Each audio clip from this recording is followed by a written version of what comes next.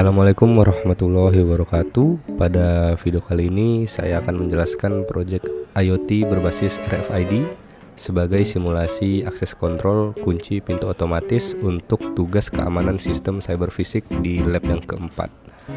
Nah, selanjutnya saya bakal ngebahas nih komponen-komponen apa yang bakal digunakan. Oke, yang pertama ada yang namanya itu microservo MG90S. Servo ini berfungsi untuk menggerakkan mekanisme kunci, baik untuk membuka maupun menutup. Nah, selanjutnya itu ada modul RFID MFRC 522. Modul ini biasanya digunakan untuk membaca data dari kartu RFID maupun keychain. Fungsinya itu sebagai media akses. Nah, ini adalah RFID Tag Keychain yang fungsinya itu sebagai media akses dalam bentuk gantungan kunci, sehingga lebih praktis untuk digunakan sehari-hari. Dan kalau ini adalah RFID Card, seperti yang saya singgung sebelumnya, fungsinya itu kurang lebih sama dengan keychain tadi sebagai identitas untuk proses autentikasi pada sistem. Selanjutnya ada buzzer 5V yang berfungsi sebagai indikator suara. Misalnya itu untuk menandakan akses diterima atau ditolak. Semisalkan diterima, dia bakal berbunyi, dan begitu juga sebaliknya, tergantung bagaimana kita mengatur fungsi programnya. Dan untuk otak dari lab ini yang menghubungkan semua komponen yang digunakan adalah microcontroller ESP8266. Komponen ini berperan sebagai pusat kendali yang mengatur seluruh proses di dalam sistem.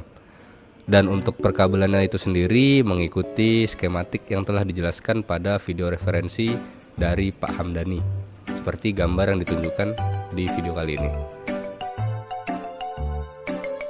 Setelah seluruh komponen terhubung sesuai dengan skematik, langkah selanjutnya adalah melakukan pemrograman pada microcontroller.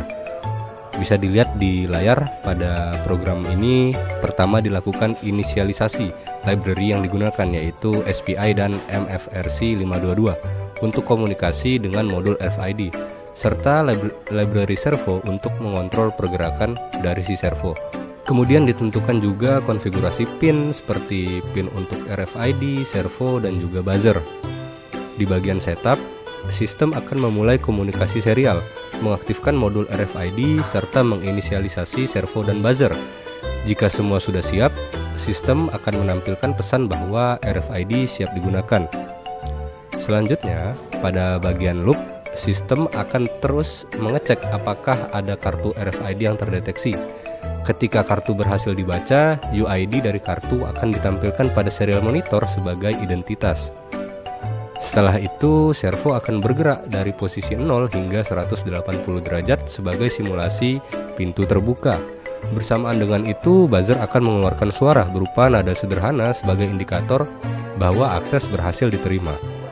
Setelah proses selesai, servo akan kembali ke posisi awal, yaitu 0 derajat, sehingga pintu kembali tertutup.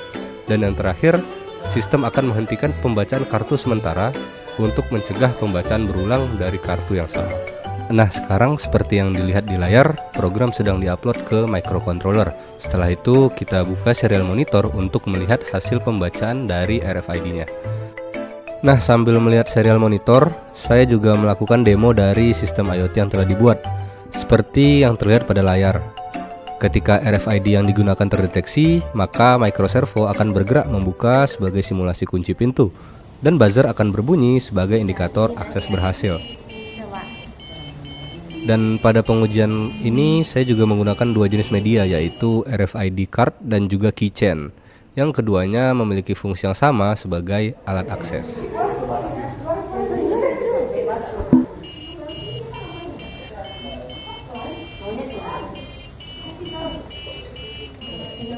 Demikian video mengenai lab 4 terkait RFID, servo, dan juga buzzer. Mohon maaf jika masih terdapat kekurangan dalam video ini, dan terima kasih sudah menonton. Semoga bermanfaat. Wassalamualaikum warahmatullahi wabarakatuh.